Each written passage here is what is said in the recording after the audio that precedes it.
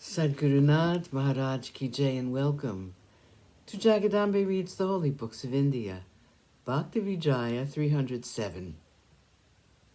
As you may remember, the young boy ran away from his family because he was afraid of his father, and he was sustained by the Lord in an underground temple. There happened to be there one of the twice born, and he spied the lad. He called out to him, but the boy at once ran back into the temple. The Brahmin then came into the town and related the event to the father. The father and mother rejoiced to think that their son had been found, and taking some of their townspeople with them, started for him. There in the forest they discovered to their surprise a deserted temple. They lighted torches and bravely descended into it. As they entered, they all saw the image of Narayana, the sun, and the Brahmin's son sleeping with his head on the feet of the image. The father and mother bent over their son and drew him to their lotus hearts, exclaiming, "How has it happened that you've survived in this place, all alone?"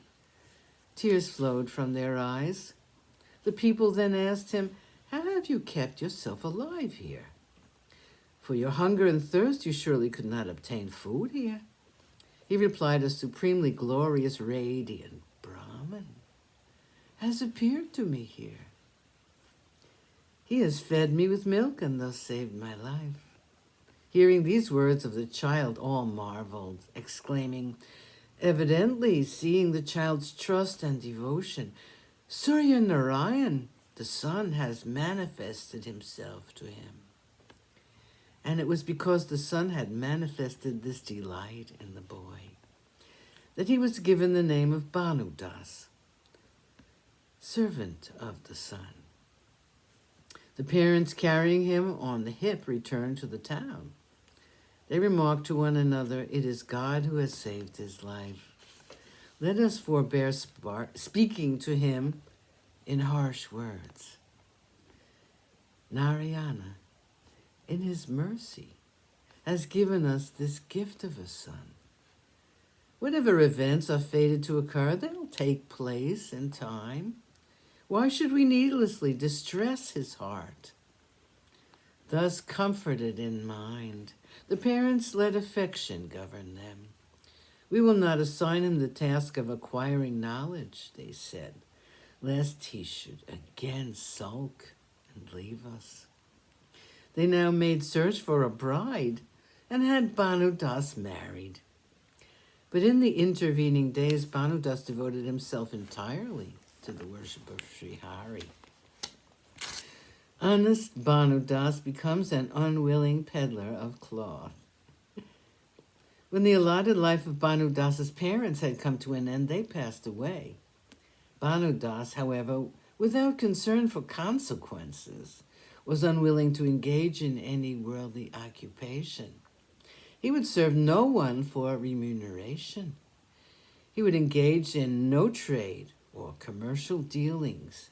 He would have no borrowing, no lending of money. He refused ever to enter the king's service. He wished only to be occupied with the worship of Pandaram.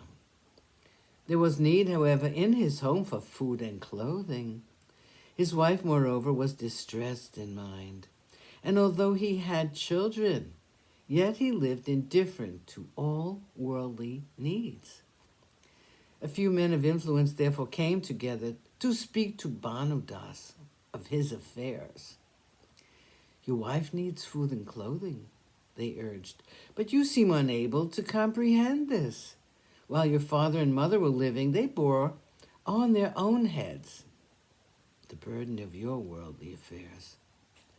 But what is going to happen in the future if your mind continues indifferent to these things?